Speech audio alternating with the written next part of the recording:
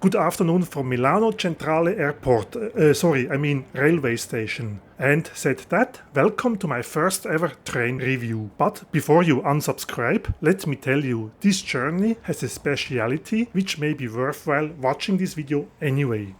Well, as the title of this video suggests, this train is not only going to take me from Milan in the north to the very south of Italy, to Catania on the island of Sicily, but this train is also going to ride with me on a boat. As you can see, Milan is quite close to the Alps. My journey started this morning in Zurich, where I took the filthiest bus I have ever been on to Milan. Well, at least it was cheap and I got what I paid for. And I wish I could say the same about Trenitalia, the train company that is going to take me to Sicily. But more about that later. This non-stop service from Milan to Sicily is offered about once per day and it takes about 18.5 hours to Catania, the longest train ride I have ever been on. And so I decided to open the big wallet and I bought a ticket for the Excelsior class cabin because it's a single-use cabin with ensuite toilet and my personal highlight, an ensuite shower. This Excelsior class cabin also comes with a small and a big bottle of water. Breakfast with cappuccino, newspaper and even a welcome drink. All these amenities I felt were worth paying 160 euros. Unfortunately, even this highest train category did not include access to the lounge, not even to their preliminary lounge, since the Trenitalia Freccia lounge is undergoing renovation. But luckily, one of my favorite fast food chains is waiting for me at Milano Centrale.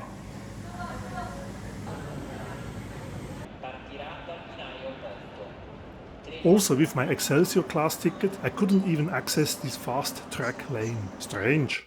Isn't this a quite impressive railway station? Pretty stunning.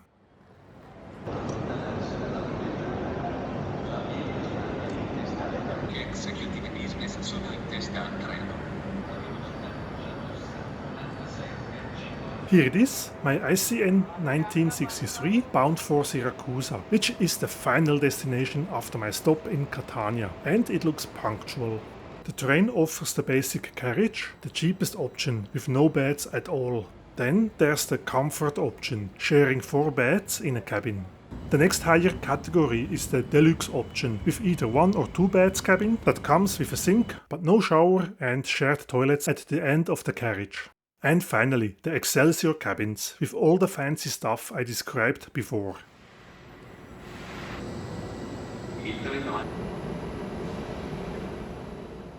It's time to board my sleeper train.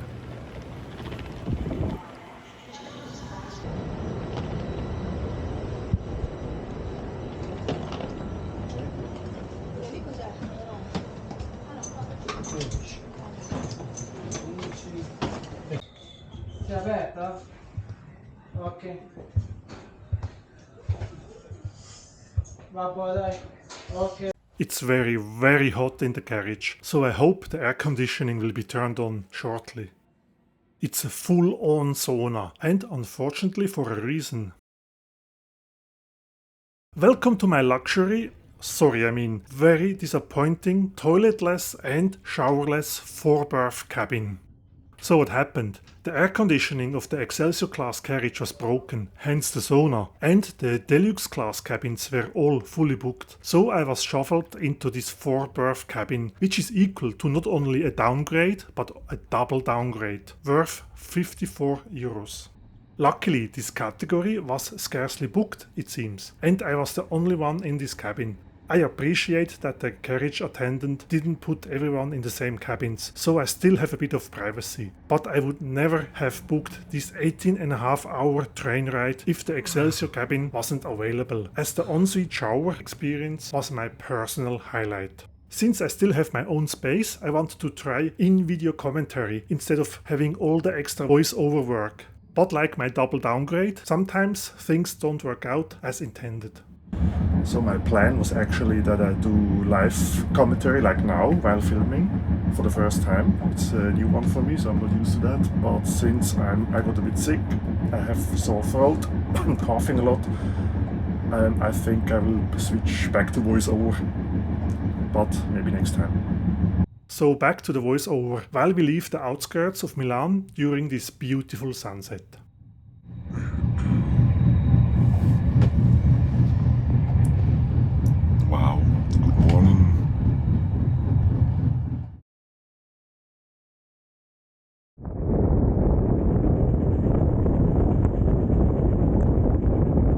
Good morning from Naples, and I woke up just as we passed the mighty volcano called Vesuve, the one that destroyed Pompeii a few years ago, and today is the day of the highlight of this trip. Exciting. I see on the Trenitalia app that we are about 45 minutes behind schedule, which I think is not too bad compared to what I have seen in other YouTube reviews about this train journey. While we are approaching Salerno, let's have a quick look at my cabin, since we've got nice daylight now. The dormitory can be locked from the inside, but not from the outside. Keep that in mind if you visit the not so ensuite bathroom without your valuables.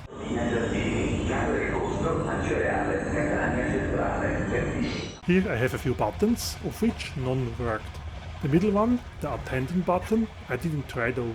That's one of the total of 6 seats that can be converted into a very hard bed by lifting the armrests. Bedding is luckily provided, and last night I asked for an extra set to make the bed a bit softer. There is a second door lock, I believe for the one laying down there, to be able to unlock the door without having to get up. The upper beds are tucked away, making this showerless cabin quite roomy. The upper beds have this little cup holder and I think phone holder. And I reckon these belts are here to secure the passengers on the upper beds. Some more lights, a set per berth, the speaker loudness control, buttons for various dormitory light settings, and above there's some storage space for luggage or plastic trash. More storage space can be found on the other side above the window. A hook for the coat or the provided towel. I like that the window can be partially opened. This is the window blind, which was quite useful at night, as the stations can be quite bright. The door window also has a blind, increasing privacy. This is the bottle I received yesterday, plus these cups. By the way, I never received the welcome drink. And I also got this amenity kit, which we will check out after breakfast, which is about to arrive. There is also a flyer for on-demand food, which I haven't tried out though, since I get breakfast anyway. And this is my breakfast, which consists of a very much needed coffee. An orange juice, a nuts and dried fruit mix, dried bread, a packed croissant, creamer, jam and Nutella, and the cutleries. Unfortunately, in this cabin, the table at the window is way too small, so that's how I had to have my breakfast. Let's check out my first ever amenity kit that I received on a train. It says Polaris on the pouch, but trust me, it has nothing to do with United Airlines. I find this eyewear wipe, some sort of wipe, an eye mask, sanitary wipe, a shower cap as a reminder of what I missed out on, shower gel, tissues and sewing kit. There's more, like this dental kit, shaving kit. And what's this? I think some light house shoes of some sort. And this is a shoe shine foam. And here we have a bar of soap. Overall, quite a generous amenity kit. I also have these power and USB sockets, and the tiny table is more of a little trash bin. Riding along the coast of southern Italy offers quite a nice view. A pity that the dormitory is facing to the other side, but if you keep the door open, you get the view anyway.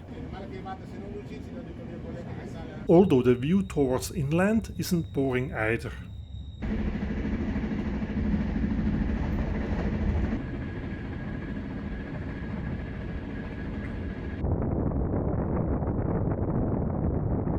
Let's go and have a quick look at the communal bathroom, which is located at the very end of the carriage.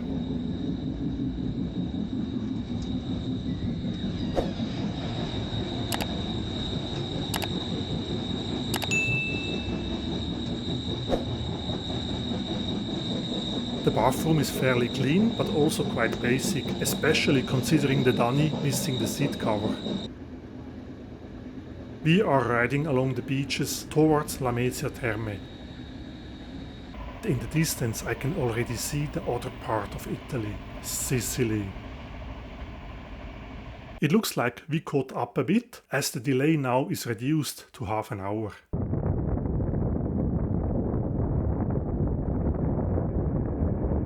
We are arriving in Villa San Giovanni, from where my journey on the rails turns into a naval experience. I can already see the ferry that will take the train, with me on it, to the other side of the Strait of Messina. For that, our train has to be divided into smaller pieces, as the ferry is shorter than our train composition. This turns out to be quite a lengthy procedure, as one set of carriages is being shunted onto the ferry, then the remainder is being pulled out again and then back onto the ferry, where another few carriages will be uncoupled. And this goes on and off, back and forth, until the whole train is on the ferry. I counted a total of 4 parallel train tracks on the ferry.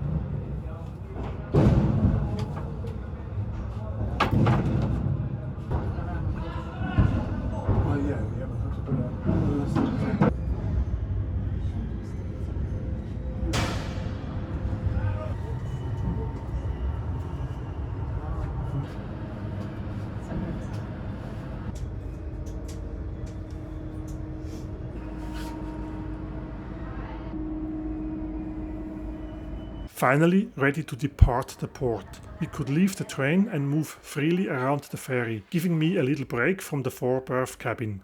It seems our train wasn't the longest, as we didn't use up all tracks on the ferry. A quick look around the ferry, and a few minutes later we were on our way to Messina on the island of Sicily. What a strange feeling, having stepped on board a ship straight from the train. And after the little cruise I will leave the ferry by train. If I'm not mistaken, this is one of the last train ferries in Europe, and I can imagine why, as the loading of the train onto a ship is a lengthy and seemingly labor-intensive task, and all of this for a 30-minute ferry ride across the strait.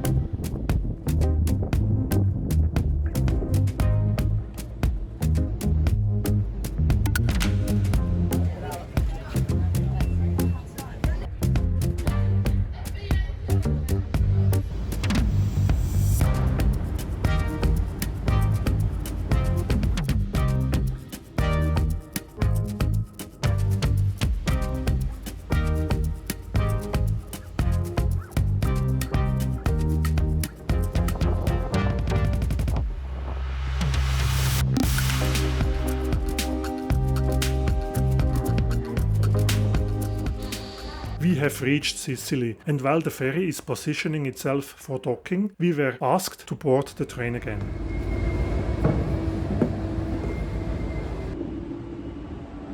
Now, the whole back and forth to connect the train into one piece again starts again. We are rolling off the ferry just to be shunted back in again to pick up the other part of the train.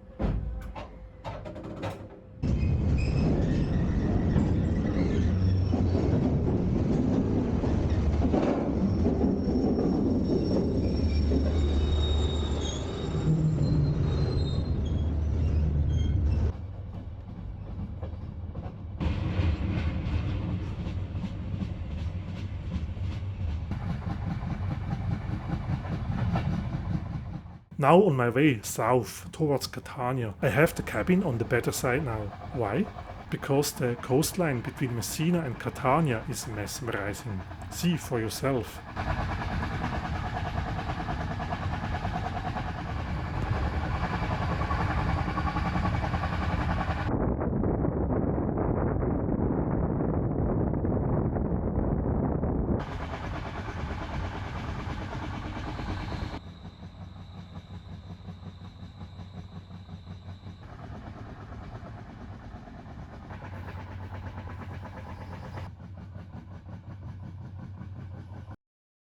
On the other side, we have another volcano.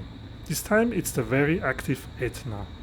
With only a minor delay, after a total of a bit more than 19 hours on the train, minus the time on the ferry, I arrived in Catania Centrale, the end of my journey, while the train continues a few more hours towards Siracusa.